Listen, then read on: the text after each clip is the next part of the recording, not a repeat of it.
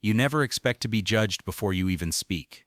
But for some people, your appearance tells them everything they think they need to know. And sometimes, those same people learn the hardest lesson when they realize how wrong they were. For Marcus Hayes, that moment came on a bright Wednesday morning. Everything would unfold very differently. The sun streamed through the tall windows of Heritage Trust Bank. Marcus Hayes, 20 years old and very dark-skinned, walked through the glass doors. He wore faded jeans with a patch on one knee, a worn hoodie from his university, and sneakers. That morning he had gotten paint on his arm while helping a neighbor. He had just finished his classes and had important business to attend to. 2 months earlier, his grandmother Ruth had passed away. Before she died, she had given him an envelope containing a bank card, documents, and a letter that still made his throat tighten. In the letter, "My beautiful Marcus, this account is now yours. Use it wisely. Don't let anyone put you down. You are worth so much more than they can ever see." Grandmother Ruth wrote. Marcus approached the counter where Patricia Chen, a middle-aged teller, was stationed. Patricia looked from Marcus's face to his worn sneakers, then back to his face. A slight smile appeared. Marcus had seen that smile many times before. "Can I help you?" asked Patricia. "Yes, ma'am. I need to check my account balance." Marcus took out a black Platinum Reserve bank card, given only to high-income customers. Patricia's eyebrows rose. She took the card as if it were dirty. "Is this your card?" she asked. She clearly didn't believe Marcus. "Yes, ma'am. My grandmother opened it before she passed away," Marcus replied. Patricia's expression turned dismissive. "I see. Your ID?" she said. Marcus placed his driver's license and student ID on the counter. Patricia barely glanced at them and turned to her colleague Jennifer. "Another one with a stolen card," she said. These words came as a shock. "Excuse me, I didn't steal anything," said Marcus. "Sir," said Patricia dismissively, "I've been working here for 15 years. I know fraud when I see it." A man in an expensive suit appeared. Gerald Thompson, the branch manager. In his late 40s, he was impeccably groomed and exuded authority. His eyes scanned Marcus, and he made an immediate decision. "Is there a problem?" Gerald asked, but his tone indicated he had already made up his mind. He clearly didn't believe Marcus. Patricia handed him the card. "This young man claims this platinum card belongs to him," she said. Gerald examined the card, then looked at Marcus suspiciously. "This card requires a minimum balance of $500,000, he replied. "I know. This account was left to me by my grandmother." "I have the documents," Marcus said, pointing to his envelope. Gerald's expression hardened. "Your grandmother? Where did she get $500,000? He asked. The implication was clear. Marcus kept his voice steady. "She worked hard, saved money, invested. That's her business. I just need access to my account," he replied. Gerald's smile was cold. "I need to verify that." "Sir, take a seat over there," he said. Marcus wanted to protest but knew better. "How long will this take?" he asked. "As long as necessary." Gerald sneered and turned away. Marcus walked over to the plastic chair in the corner. The bank bustled around him. Well-dressed customers came and went, each served promptly with a courtesy Marcus was denied. He texted his uncle Lawrence, who lived on the other side of town. "I'm at Heritage Trust, having problems with my account," he wrote. The reply came immediately. "What kind of problems?" his uncle asked. Marcus hesitated. "The usual kind," he replied. "I'll be there in 30 minutes. Don't let them push you around," his uncle wrote back. Marcus watched Gerald help a young white man wearing khaki pants open an account. 10 minutes. No questions were asked about the source of the money. He watched Patricia and Jennifer whispering, occasionally glancing at him. One of them laughed. Security guard Robert Williams, a black man in his 50s, stood by the entrance. Their eyes met briefly. Marcus saw recognition, perhaps even sympathy. But the security guard carefully looked away with a neutral expression. The man had a job to protect. 25 minutes passed. Marcus watched the clock, each second reminding him of time wasted. A smartly dressed woman finished her business, glanced at Marcus, clutched her bag tighter, and hurried out. Marcus took out his grandmother's letter, drawing strength from her words. His phone rang. Traffic was bad. "Another 20 minutes, his uncle said. Marcus stood up and returned to the counter. Patricia looked up, irritated. "Sir, Mr. Thompson said to wait," she said. "I've waited 30 minutes. I'm a legitimate customer with a valid account. How much longer will this take?" Marcus asked. "However long it takes to verify," Patricia replied. "Verify what? My card is real. My ID is real. What else is there?" Marcus said. Patricia's expression hardened. "Sir, your attitude isn't helping," she said. "My attitude? I'm being treated like a thief." "What attitude should I have?" Marcus replied. "If you were in Marcus's place and treated this way, how would you react?" Gerald appeared with a stern expression. "Sir, lower your voice. You're disturbing the customers," he said. Marcus looked around. Customers were watching, some curious, some already judgmental. I'm not disturbing anyone. I want the basic service everyone else gets, Marcus said. Gerald approached, his voice threatening. You can sit and wait, or security will escort you out. The choice is yours, he said. I'm not leaving until we verify our identity. That's my right as a customer, Marcus said. Your rights. Gerald's smile was ugly. You show up looking like you just rolled out of bed, demand a premium account, and you think you have rights? He said. A few customers stopped to watch. A young woman, Sarah Martinez, was standing by a nearby ATM. She was watching the scene and sensed something was wrong. She took out her phone. I want to speak to your regional manager, Marcus said calmly. You're looking at him. He's the highest authority here. Then I'll file a complaint with the company, Marcus said. As you wish. But first sit down until we're sure this card wasn't stolen, Gerald said. The glass doors opened. Lawrence Hayes entered. Lawrence had everything Marcus lacked: a custom-tailored suit worth thousands of dollars, Italian leather shoes, a commanding presence. But more importantly, he possessed natural authority. He instantly assessed the situation. A nervous nephew at the counter, a superior-looking manager with his arms crossed, customers watching as if it were entertainment. Lawrence walked towards Marcus. Are you okay? He asked. Marcus shook his head. They won't verify me. It's been 35 minutes, he replied. Lawrence turned to Gerald, his face smiling but his eyes cold. I'm Lawrence Hayes. Marcus is my nephew. Explain why he's being treated this way, he said. Gerald's posture shifted slightly. Mr. Hayes, we're following protocol. Your nephew presented a premium card, and we need to verify, he replied. Protocol? What protocol requires 35 minutes for a simple verification? Asked Lawrence. Sir, considering the circumstances, Gerald began. However, Lawrence cut him off. The circumstances being that he's young, black, and not dressed to your standards? Gerald blushed. That's not it, he said. Then what is it? Asked Lawrence, pulling out a business card. Lawrence Hayes, Senior Vice President, Hayes Capital Management. We manage over $2 billion.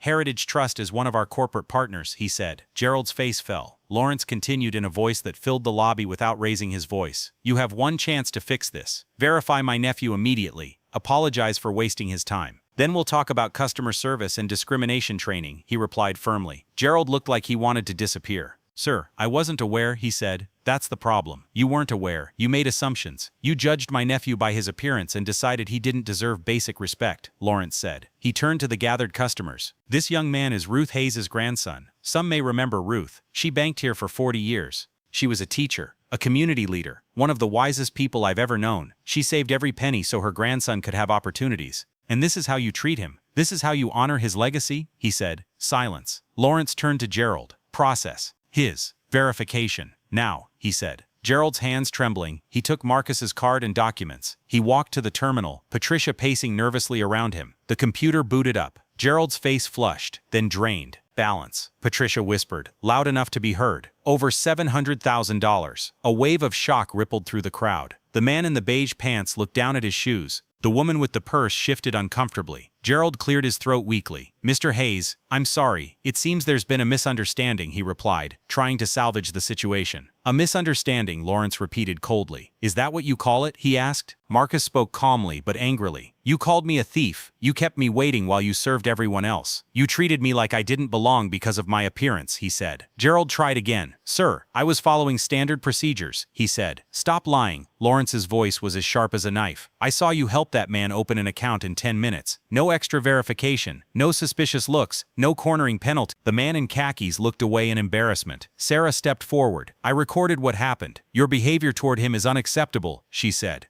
Gerald panicked. Mom, please don't. He tried to save himself. I'm going to publish this. People need to see how this bank treats its customers, Sarah said. Please, Gerald begged. This represents who you are, he tried to continue. It absolutely does, Marcus cut him off. It represents exactly who you are, he said. Lawrence put his hand on Marcus's shoulder. Let's handle this properly. Complete the transaction immediately. Provide a written document. And I want the contact information for your regional manager, he said. Gerald nodded quickly. Of course, whatever you need, he replied. And don't forget this moment, Lawrence added quietly, because it will follow you, he added. 20 minutes later, Marcus walked out with all the information, an official letter of apology, and his dignity intact. Sarah walked with them. Thanks for recording it, Marcus said. Sarah nodded.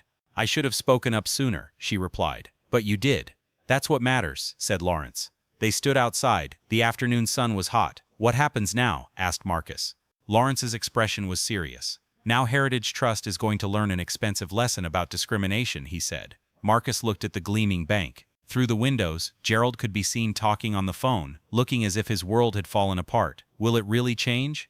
Lawrence considered this. Some people change after seeing the consequences. Others hide better. Time will tell. They drove away in Lawrence's sleek sedan. Marcus took out his grandmother's letter again. She knew this would happen, he said quietly. That's why she wrote it. She was preparing me. Lawrence looked at him. Your grandmother was the strongest person I've ever known. She faced this her whole life, but she never let it diminish her. Marcus folded the letter carefully. I won't let it diminish me either. Over the next few weeks, the story spread. Sarah didn't release the video publicly. Lawrence convinced her there were better ways to bring about change. However, the complaint filed with Heritage Trust's corporate headquarters prompted an immediate investigation. Gerald Thompson was suspended. Patricia Chen and Jennifer Morris were subjected to mandatory retraining. The regional manager personally called Marcus to apologize and offered him VIP status. I don't want special treatment, Marcus said. I just want to be treated like everyone else. That's all I want. The manager was silent. You're absolutely right. I'm sorry it took us so long to understand this. 3 months later, Heritage Trust announced a comprehensive customer service training overhaul. They partnered with community organizations to provide implicit bias training. They established a discrimination helpline.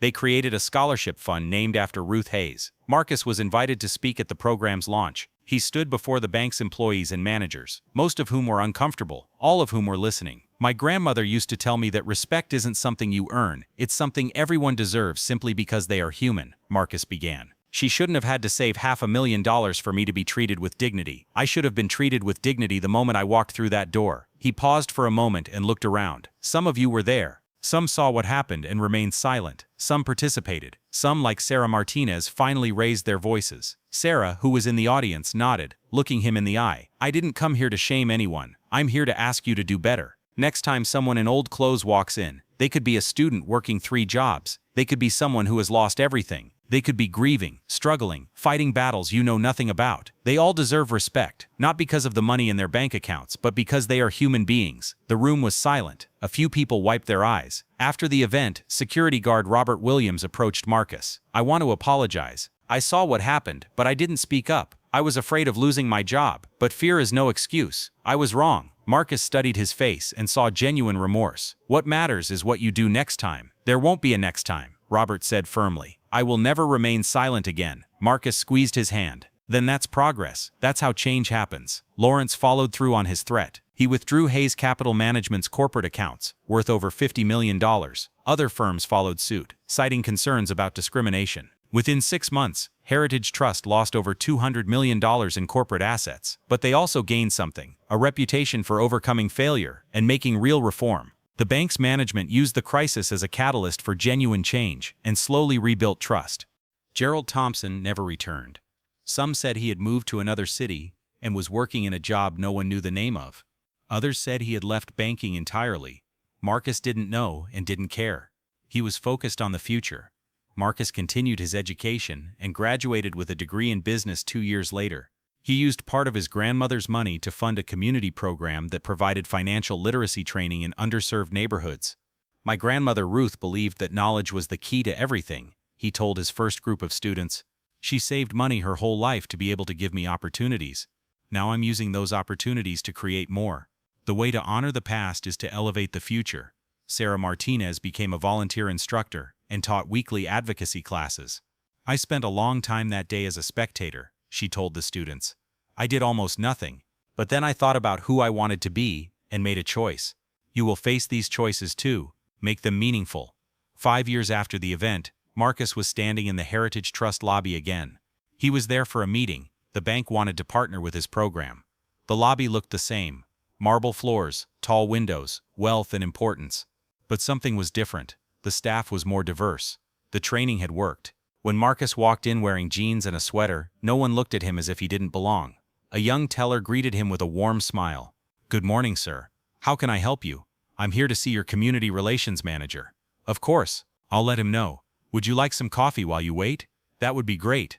Marcus sat down in the waiting room, this time not hiding in a corner but in the main lobby, visible and welcome. He took out his grandmother's letter. The paper had softened from years of being passed from hand to hand.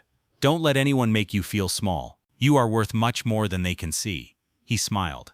His grandmother was right. He was worth more than Gerald had seen that day. He was worth more than assumptions based on clothes, age, or skin color. But the beautiful thing was that everyone was worth more than superficial judgments. Everyone deserved dignity and respect, regardless of bank accounts, clothes, or origins. That was the lesson. Not that Marcus was special, but that everyone should be treated as if they were special. The director of community relations appeared. Jennifer Chen, who had no connection to the Patricia from years ago. She extended her hand with a sincere smile. "Mr. Hayes, thank you for coming. We are honored to collaborate with your program." As Marcus walked toward the conference room, he thought about how far things had come. It wasn't perfect. Change was never complete, but it was better. Measurably, meaningfully better. It had all started with a moment. A young man refusing to be belittled. An uncle appearing at a crucial moment. A witness deciding to speak up. And finally, a bank choosing to listen. That evening, Marcus visited his grandmother's grave. He placed fresh flowers by the headstone and sat on the grass as the sunset painted the sky orange and gold. "I used the money as you wanted, Grandma. Not just for myself, but to help others.